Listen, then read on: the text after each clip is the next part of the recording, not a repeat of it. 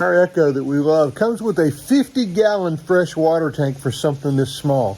But what's the use in having a 50-gallon tank if it's not fresh enough water to be able to drink from it? We go to great lengths to make sure that the water is safe. But today, before we head out on another trip, we're going to replace the standard 20A filter that comes with the under-sink filter system with a 30A and see if it makes a difference. But if you're going to figure out if you're making something better, then you have to measure it beforehand. So we've filled up fresh water in the RV. We've now drained it a few times and we've flushed out all the lines. So now we're going to get a baseline from the kitchen sink faucet.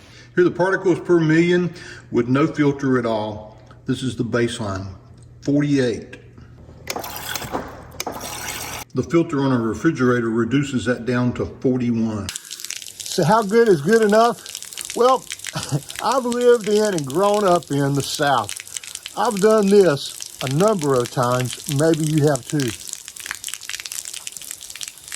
Mighty fine H2O. As long as it tastes okay, and as long as our TDS number, which is how you measure the percentage of sediment that's in the water, well, as long as that's below like 150 to 200, Lynn and I are probably okay with that. If you're on the West Coast, you're probably looking for numbers somewhere between 20 and negative 50. But if you've ever picked up a garden hose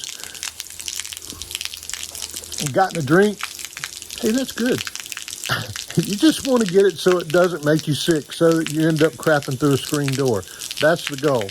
First step is to turn on the cold water in the kitchen sink, and let's let it run through for a little bit. Make sure we've got that fresh water running here.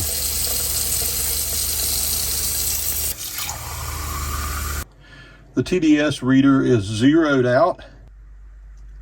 57. Now I'm thinking that's about as good as we're going to get from this under sink filter.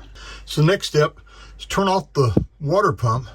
Now we'll remove the 20A filter that's in there and replace it with a D30A filter, which is just a little bit better. This one has a micron level of down to 0.5. Our undersink filter is pretty easy to get to, and with a filter wrench, it is pretty easy to take off. The only thing you need to remember is run all the water out after you turn the pump off, and also press the little pressurized button up here on the top. So I broke that loose off camera because I needed two hands to hold it to make sure I didn't twist any of the pipes. But now it's just a matter of getting this out of here without spilling too much water. So now I've replaced the filter with the supposedly better filter, and I'll tighten this up and we'll run another test. Once you have the filter in, you want to turn the water back on and just make sure it's not leaking around here and we're not getting any leaks. Now we should start getting water. And you notice that there's a lot of carbon here coming through this. You just look at it and tell it's not as clean as it was before. I'll let that run for about 2 or 3 minutes, and then we'll check to see how good the water is. One thing I can tell you already is this is going to have a more restricted water flow than we had before, so it's not going to fill up things as quickly. But I guess if you're out on the road, that might be a good thing. Moment of truth, this will get better, but here's what we have after just letting it run for about 2 minutes. 59.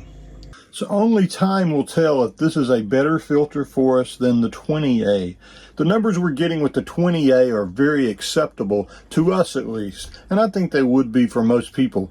The main thing about this tank is we empty it every time we get home. We keep just a little water in it so that, it's not completely dry. We then fill it up and flush it out 2 or 3 times before we start for a trip, which is what I did today. And then I fill it up and I let it overflow so that anything that's in there gets pushed out of the pipes.